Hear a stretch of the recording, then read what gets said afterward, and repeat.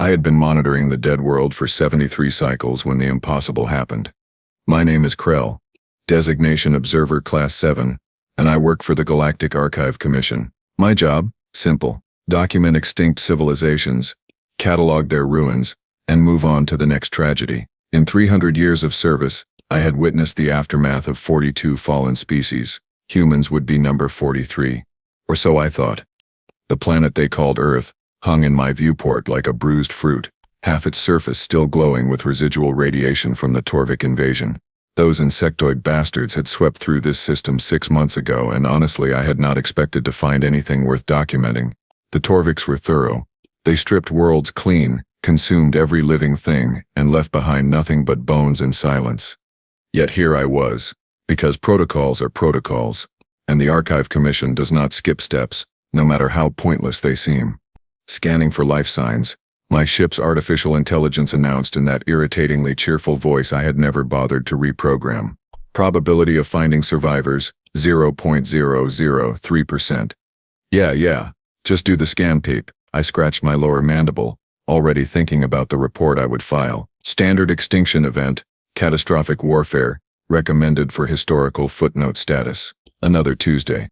The scan results appeared on my display, and I blinked all 3 of my eyes in sequence, certain I had misread the data. Krell, run that again. Your sensors must be malfunctioning. Sensors are operating at optimal efficiency, Krell. The readings are accurate. That cannot be right. You are telling me there are life signs, all plural? Affirmative. Detecting approximately 8,742 human biosignatures, concentrated in underground locations across 4 continents. I leaned forward in my seat. My dinner of fermented kelp, suddenly forgotten. 8,000? How is that even possible? The Torviks had orbital supremacy for weeks. They glassed entire cities. I can still see the craters from here. Would you like me to speculate? TP asked, with what I swear was amusement in her synthetic voice. No, I would like you to plot a course to the nearest concentration of these alleged survivors, and update my survival kit. If humans are alive down there, I want to know how they pulled off this particular miracle. The descent through Earth's atmosphere was rougher than anticipated. The Torvik bombardment had destabilized the climate systems, and I had to navigate through 3 separate electrical storms before breaking through the cloud cover. My ship touched down in what my records indicated had been a place called Nevada, though the landscape below bore little resemblance to the desert environment I had seen in the pre-invasion scans. The human settlement was hidden beneath a mountain, accessible only through a camouflaged entrance that my sensors nearly missed. Clever. Very clever. But I activated my translation implant and checked my diplomatic credentials before approaching. First contact with survivors was always delicate, especially when their entire species had just been pushed to the brink of extinction. I had dealt with traumatized remnants before. They were usually either completely broken or dangerously hostile. The entrance was guarded by 2 humans, both holding primitive kinetic weapons. By primitive I mean they still used chemical propellants and solid projectiles. Adorable, really, considering most civilized species had moved to plasma or particle beam technology millennia ago. Greetings. I called out, raising all 4 of my arms in what I hoped was a non-threatening gesture. I am Krell of the Galactic Archive Commission. I come in peace to document your survival and offer humanitarian assistance if needed. The guards exchanged glances. One of them, a female with short brown hair and a scar across her cheek, spoke into a communication device. We have a visitor. Looks like a giant purple lobster wearing pants. Should we shoot it? Only if it tries anything funny, a voice crackled back. Giant purple lobster. My species, the Vex, do share certain superficial similarities with Earth crustaceans, though I like to think we have more refined features, and our exoskeletons come in a lovely shade of violet, not purple. There is a difference. Please do not shoot me, I said politely. I am unarmed and represent a neutral archival organization. I am simply here to record your story and offer aid if possible. The male guard, broader than his companion and sporting a magnificent beard, lowered his weapon slightly. You are a little late for aid, buddy. Where was the Galactic whatever commission when the bugs were eating our cities? Aunt resentment. Completely understandable, if somewhat misplaced. I kept my voice gentle. The Torviks hit 17 systems simultaneously. By the time the League Council mobilized a response, Your world had already gone dark. I apologize for the delay, but interstellar politics move slowly, even in crisis situations. The important thing is that you survived. The important thing is that you survived. Against all odds, you survived. The female guard pressed her earpiece, listening to instructions. After a moment, she nodded. All right, Mr. Lobster. Someone wants to meet you. Follow us. Keep your claws where we can see them and do not touch anything. I prefer Observer Class 7, but Mr. Lobster works, I replied, trying to inject some levity into the situation. The humans did not laugh. Tough crowd. They led me through a maze of tunnels carved from solid rock. The construction was impressively sophisticated for a species I had assumed was pre-warp. Emergency lighting strips lined the walls, and I noticed defensive positions at regular intervals. These survivors were prepared for another assault. We passed through several security checkpoints before entering a massive cavern that had been converted into a command center. Dozens of humans worked at various stations, monitoring screens, coordinating with other facilities, and managing what appeared to be a surprisingly robust communications network. A woman approached me, her silver hair pulled back in a tight ponytail. She moved with the kind of authority that suggested military command, though her expression was more curious than hostile. I am Commander Elena Torres, she said, extending her hand in the human greeting gesture. I wrapped one of my smaller manipulator tentacles around it carefully, mimicking the shake. Welcome to Haven 7. I apologize for the guards. We have been a bit cautious since the invasion. Completely understandable, Commander. I am Krell. I must say, I am impressed by your facility here. How many survivors do you have network-wide? Just under 9,000 now, Torres replied, gesturing for me to follow her toward a large central display. We lost 40,000 in the initial attack, another 100,000 during the occupation. But we held the line, barely. I studied the data scrolling across the displays. Network connections to dozens of similar facilities spread across the globe. Supply chains, power generation, water recycling, agricultural hydroponics. These humans had not just survived, they had organized. Forgive me, Commander, but how did you manage this? The Torviks are not known for leaving survivors. They consume biological matter for sustenance. Every other world they have hit was left completely sterile. Torres smiled, and there was something almost predatory in that expression. Something that made my survival instincts tingle uncomfortably. Would you like to see something interesting, Krell? She led me deeper into the facility, past residential sections where human families had made homes in reinforced chambers, past hydroponic gardens growing food under artificial light, past a medical bay where doctors treated injuries. I tried not to examine too closely. Finally, we entered a chamber that made me stop dead in my tracks. Torvik corpses, hundreds of them, stacked and preserved in some kind of stasis field. Each body showed signs of violent death, blast wounds, severed limbs, crushed carapaces. I turned to Torres, my translator struggling to find words. You killed these? How? Creativity, Torres replied, walking along the rows of dead Torviks like she was strolling through a museum. See, when the bugs first showed up, we tried conventional warfare. Tanks, missiles, aircraft. We threw everything we had at them. It barely slowed them down. They had better technology, better tactics, better everything. So how did you turn the tide? Torres stopped in front of one particularly mangled specimen. We stopped fighting like civilized soldiers and started fighting like humans. Do you know what makes us different from most species, Krell? Your ability to consume ethanol without dying? I ventured. She laughed. Actually laughed. Well, that too. But no, we are vindictive. We hold grudges. And when you threaten our homes, our families, our entire species, we do not just fight back. We get creative. Nasty. We become something you would not want to meet in a dark alley. She pulled up a holographic display showing combat footage. I watched, transfixed and horrified in equal measure, as humans employed tactics I had never seen documented in any military archive. Ambushes using the Torvik's own pheromone signals against them. Traps that used the creature's feeding instincts to lure them into kill zones. Biological agents engineered specifically to target Torvik physiology while leaving human tissue unharmed. Psychological warfare that exploited gaps in the hive mind communication. We studied them, Torres continued.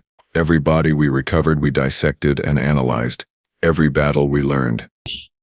Every defeat taught us something new. The Torviks thought they were hunting prey. They did not realize they had cornered predators. I watched footage of a Torvik assault squad being lured into a collapsed subway tunnel. The humans had rigged the entire structure with explosives and brought down several million tons of concrete on the invaders. Effective, yes, but the cold calculation required to plan and execute such a trap, that spoke to a different kind of intelligence than I was accustomed to encountering. We hit their supply lines, Torres said, pulling up more data, poisoned their feeding grounds, hacked their communications. We could not match them in open battle, so we made every inch of ground cost them dearly. We made them afraid to go anywhere alone, made them paranoid, made them understand that Earth was not a buffet. It was a trap. And eventually they left, cut their losses and moved on to easier prey, which, I suspect, was your cue to show up and catalog our extinction. I felt my thermal regulation system kick in as my body temperature spiked with embarrassment. I apologize for the assumption, Commander. The Archive Commission operates on established patterns, and most species do not survive Torvik invasions. Most species are not human, Torres replied, and there was no boast in her voice, just a simple statement of fact. We are stubborn, we adapt, and we absolutely refuse to go quietly into the night. A junior officer approached, saluting crisply. Commander, the other facilities are reporting in. Everyone wants to know about our visitor. Torres nodded. Tell them to prepare for a video conference in 1 hour. Mr. Krell here is going to help us get back on the galactic stage. Right, Krell? I suppose I am. I managed, still processing everything I had witnessed. Good, because here is the thing. Observer Class 7, we did not just survive, we proved something important. Humans might be technologically behind. We might be new to the galactic community. But we are not weak, and we are not helpless. Yes. We want the universe to know that Earth is still here, and if anyone else gets ideas about invading, well, she gestured at the rows of Torvik corpses, we will be ready. I spent the next several hours interviewing survivors and documenting their accounts. Each story was more harrowing than the last. A group that held off a Torvik assault for 3 weeks using nothing but improvised explosives and sheer determination. A scientist who developed the biological weapon that turned the Torvik's own biology against them. A teenager who single-handedly saved 200 people by leading them through collapsed tunnels while Torviks hunted overhead. By the time night fell, simulated by the facility's lighting systems, I had filled my data cores with enough material to write 100 reports. But more than that, I had gained a profound respect for these strange, stubborn, terrifying creatures called humans. Commander Torres found me in the mess hall where I was attempting to digest something called pizza. The cheese was causing my digestive system some distress, but I did not want to be rude. So what do you think, Krell? Are we worth documenting? I looked up at her, then around at the facility where humans had carved out survival from solid rock and refused to die even when the universe demanded it. Commander, I think you are the most remarkable species I have ever encountered, and I have encountered quite a few. She smiled. Good, because we need your help. Those Torviks are still out there hitting other worlds, other species that might not be as prepared as we were. We want to help them. We want to share what we learned. Can your archive commission arrange that? You want to help other species defend against the Torviks? We want to help other species survive. Period. Because here is what we figured out during 6 months of hell. Every intelligent species deserves a chance to continue. Every civilization has value, and if sharing our experience, our tactics, our stubbornness can save even one world from what we went through, then we have an obligation to do it. I stared at her, my 3 eyes wide with astonishment.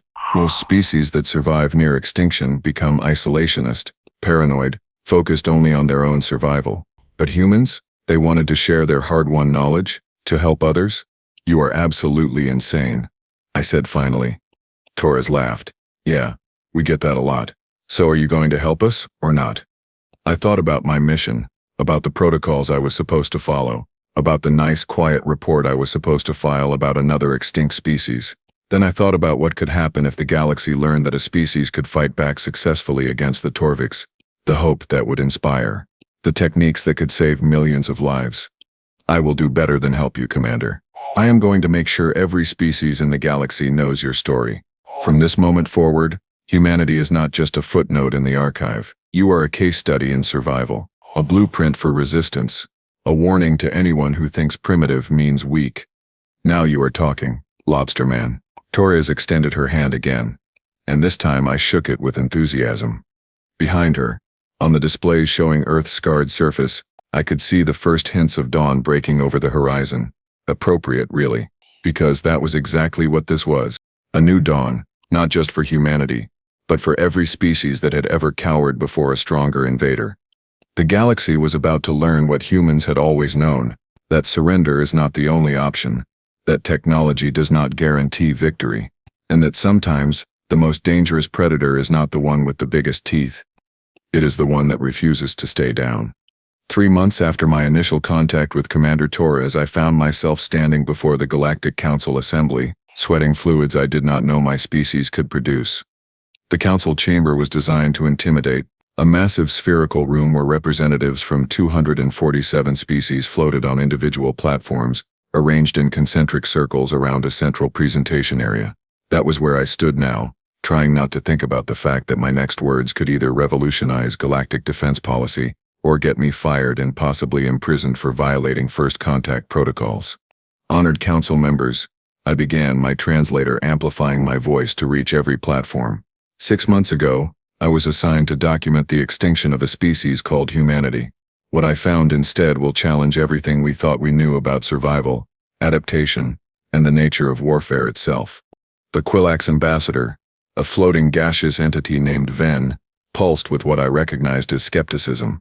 Observer Krell, we have reviewed your preliminary reports. You claim this species, barely capable of interplanetary travel, successfully repelled a full-scale Torvik invasion. Forgive our doubt, but this seems statistically impossible.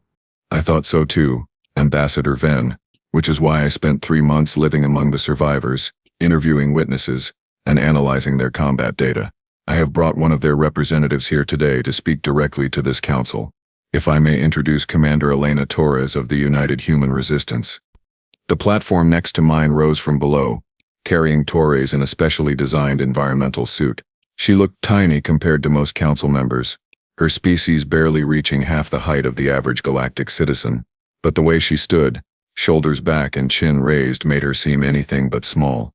Greetings to the assembled council, Torres said, her voice steady despite being surrounded by hundreds of alien species. Thank you for hearing our testimony. I know many of you are wondering how a primitive species like mine managed to survive what more advanced civilizations could not. The answer is simple. We cheated.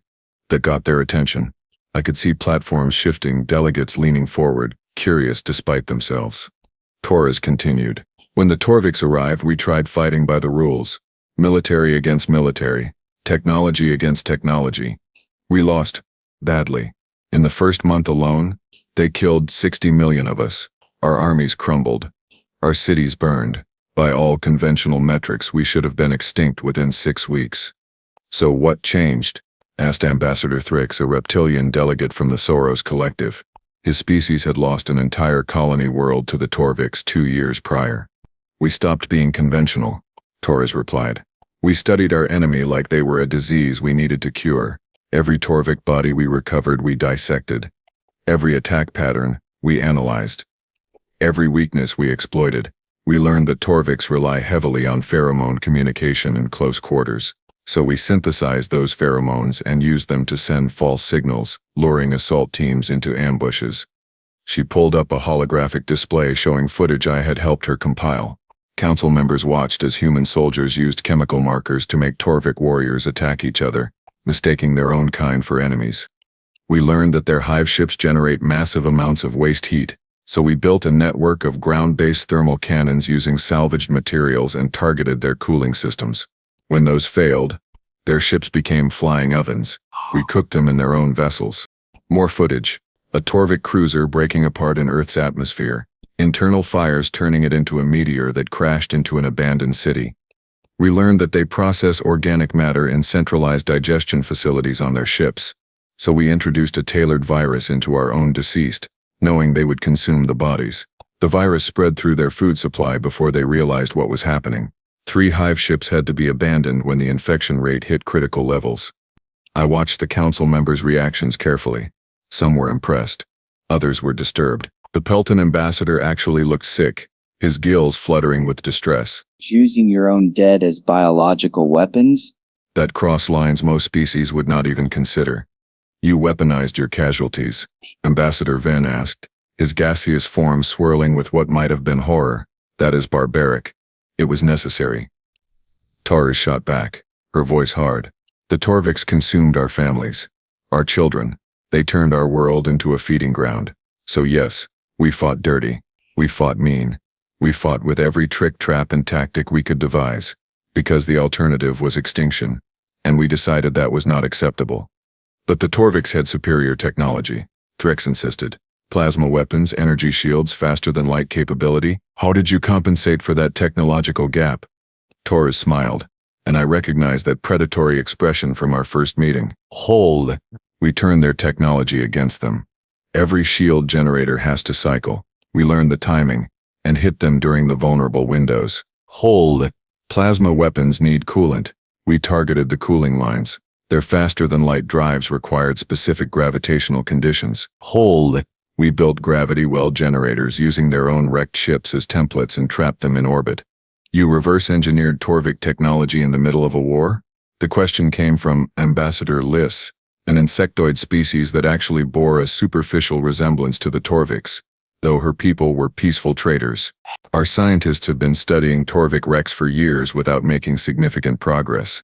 Desperation is an excellent teacher, Torres replied. When your choice is adapt or die, you learn fast. We had thousands of engineers, scientists, and technicians working around the clock in underground facilities. No bureaucracy, no committees, no funding debates, just raw problem-solving driven by survival instinct. I stepped forward to add context. Honored Council. I have verified all of Commander Torres' claims. Honored Council. The humans developed more effective anti-Torvik countermeasures in 6 months than the combined galactic military research divisions have produced in 5 years, not because they are smarter than us, but because they approached the problem differently. How so? Asked Ambassador Venn. They did not try to match the Torvik strength for strength. They studied behavior, biology, and psychology. They looked for exploitable weaknesses in areas the Torviks did not bother defending. Most importantly, they were willing to take risks and accept casualties that would be politically unacceptable in our societies. Torres nodded. Like Pref said, we lost people testing theories. Every tactic we developed cost lives, but we documented everything, learned from every failure, and kept adapting. That is why I am here today. We want to share what we learned. Every tactic, every weakness we discovered, every improvised weapon design. We want to give other species a fighting chance. The chamber erupted in discussion. Platforms bobbed and weaved as delegates argued among themselves. Finally, the council speaker, a dignified crystalline being named Hexar, called for order. Commander Torres, your offer is generous, but it raises concerns. Hello. If we distribute this information, we are essentially teaching warfare tactics to the entire galaxy. Who is to say these methods would not be used against peaceful species? With respect, Speaker Hexar, they already are being used. The Torviks are hitting 2 or 3 systems a year. They are not going to stop because we ask nicely. And while you debate and form committees and draft resolutions, civilizations are dying. We are offering solutions that work right now, not theoretical countermeasures that might be ready in a decade. Threx leaned forward on his platform. Kremonder, why should we trust you? Your species is unknown to us. For all we know, you could be using this as an opportunity to gain political leverage or access to our technologies. Orez turned to face him directly. Ambassador Threx, the Torviks hit your colony world, Saros 7, 2 years ago. They killed 11 million of your people in 6 weeks. Your military evacuated the survivors and abandoned the planet. I have read the reports. It hurt like hell to make that call, did it not? Leaving your world behind. Threx's scales rippled with barely contained emotion. It was a tactical necessity. We could not hold the planet against their numbers. What if I told you that you could have? That with the right tactics, your people might have held long enough for reinforcements to arrive?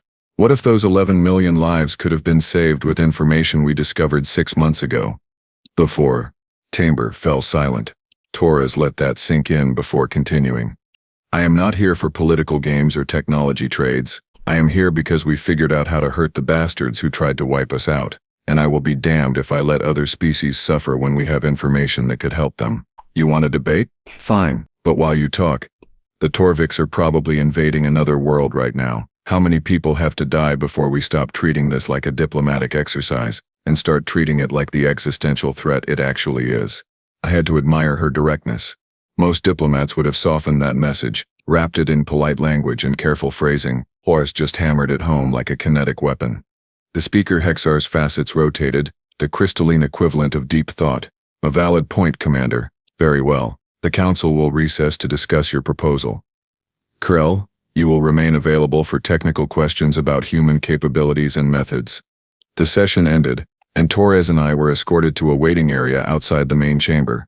She collapsed into a chair designed for a species 3 times her size and let out a long breath. That went better than expected, she said. Better? You essentially called the entire Council cowards for not acting sooner. Did I? I thought I was being diplomatic. I made a chittering sound that was the Vex equivalent of laughter. Commander, you have many talents.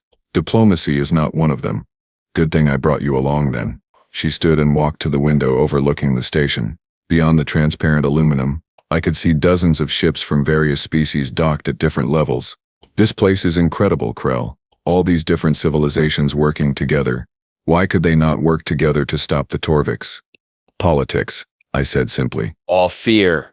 Bureaucracy. The same reasons most large organizations fail to act decisively. The Council operates on consensus, which means everything moves at the speed of the most cautious delegate. Must be frustrating for you. It is. But I understand the reasoning. When you represent hundreds of species with different values, cultures, and priorities, you cannot just make unilateral decisions. Everyone has to agree, or the whole system falls apart. Torres snorted. Meanwhile, people die. There has to be a better way. Before I could respond, a junior aide approached. Observer Krell, the Council has reached a preliminary decision. They would like to speak with you and Commander Torres. We returned to the chamber, where Speaker Hexar was waiting on the central platform. The Council has voted to accept humanity's offer. We will establish a joint task force to study and implement your anti-Torvik tactics. This task force will be led by Ambassador Threx, with Commander Torres serving as Chief Tactical Advisor. Observer Krell, you will continue documenting the process for the archives. I felt relief wash over me. They were actually going to do it, not just accept the information, but actively work to implement it across the galaxy. However, Hexar continued, there are conditions. First, all tactics must be reviewed by the Council Ethics Committee to ensure they meet acceptable standards of warfare. Second, distribution of this information will be controlled to prevent misuse. Third, humanity will be granted provisional membership in the Galactic Council, with full voting rights pending completion of standard evaluation protocols. Torres blinked. Wait, you are making us council members? Provisional members, Hexar corrected. Your species demonstrated capability and resilience worthy of consideration. Moreover, it would be hypocritical to accept your help while excluding you from the decision-making process. Welcome to galactic politics, Commander. I apologize in advance. The formal acceptance ceremony was scheduled for the following day, which gave Torres and me time to prepare. We sat in my assigned quarters on the station, reviewing documents and discussing strategy. This is bigger than I expected, Torres admitted, scrolling through the list of responsibilities that came with council membership.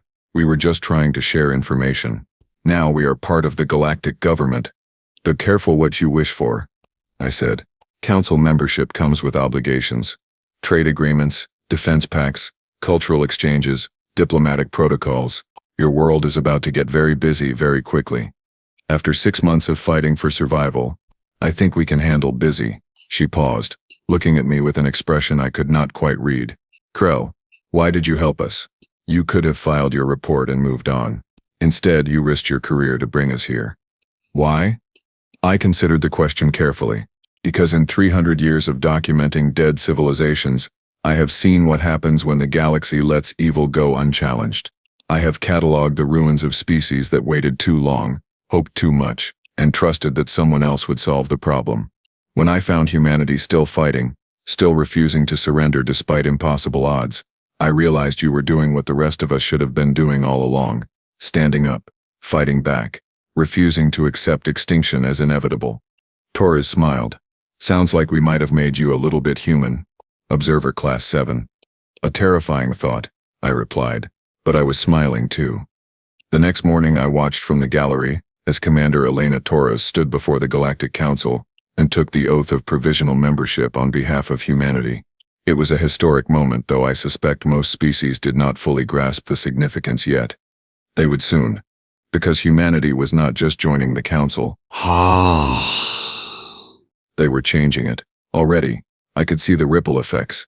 Thrigas had assembled his task force and was implementing human tactics on 3 at-risk worlds. The military research divisions were finally getting funding to study Torvik biology. Species that had lost worlds to the invaders were demanding action instead of committees. After the ceremony, I filed my official report to the Archive Commission. It was the longest report I had ever written, spanning nearly 6,000 pages of documentation, analysis, and recommendations. The final paragraph summed up my conclusions. Humanity represents a paradigm shift in our understanding of survival and adaptation. They possess no extraordinary technology, no unique biology, no inherent advantages beyond their own stubborn refusal to accept defeat. Yet they succeeded where more advanced species failed. Their secret: they do not give up. They learn, they adapt, and they absolutely refuse to go quietly into extinction. The galaxy would do well to remember that when faced with impossible odds, sometimes the most important weapon is not superior firepower or advanced technology. Sometimes the most important weapon is the simple determination to keep fighting, no matter what. 3 weeks later, I received word that the first world implementing human tactics had successfully repelled a Torvik scouting force, then another, then 3 more. The tide was turning. I was having lunch with Torres in the station cafeteria when the news came through. She was attempting to explain the concept of coffee to me, insisting that deliberately drinking a bitter stimulant beverage was somehow enjoyable, when her communication device chimed. Torres here. Commander, this is Haven 7. We are getting reports from across the network. Every facility is seeing the same thing. Torvik ships are withdrawing from contested zones. They are pulling back. Torres gripped the device tighter. Confirmed withdrawal? Not just repositioning? Confirmed. They are leaving, Commander. Word is spreading about our tactics going public. The Torviks are avoiding systems where the population has access to human defensive strategies. They are finally scared. Torres looked at me, her eyes shining with something that might have been tears. They are scared. The monsters that nearly wiped us out are running away. From a species that should not have survived, I added. From humans who refuse to die quietly. From people who prove that determination can be just as powerful as technology. She laughed, actually laughed, and several nearby delegates turned to stare at the strange sound. We did it, Krell. We actually did it. You did it, Commander. I just documented the miracle. No, she said firmly. We did it together. You gave us a voice when we had none. You brought our story to people who needed to hear it. That matters. We sat in comfortable silence for a moment, watching ships come and go through the massive station windows. Somewhere out there, the Torviks were retreating. Somewhere out there, species that might have faced extinction now had a fighting chance. And somewhere on a scarred blue world called Earth, humanity was beginning the long process of rebuilding, not as victims, not as a footnote in someone else's history, but as survivors, as warriors, as proof that the underdog can win if they refuse to lose. So what happens now? Torres asked. We go home and rebuild? Eventually, I said. But first, Ambassador Threeks wants you to help train defense forces on 6 different worlds, and the Council has requested that human advisors be stationed across the galaxy to assist with anti-Torvik preparations. Your quiet little species is about to become very important, Commander. Good, Torres said, and that predatory smile returned. Because we have 6 months of lessons we are eager to teach, starting with the most important one, which is, never, ever count humanity out. We might be primitive, we might be outgunned, we might be facing impossible odds, but we will always find a way to fight back, because that is what humans do. We survive, we adapt, and we roar. I watched her stand and prepare to leave, already planning her next move, already thinking 3 steps ahead. This strange, stubborn, absolutely terrifying species was going to shake the galaxy to its foundations. And I was going to have the best seat in the house, to document every moment of it. From silence to roar. Indeed. As I filed my final update that evening, I added one last note to the human entry in the Galactic Archives.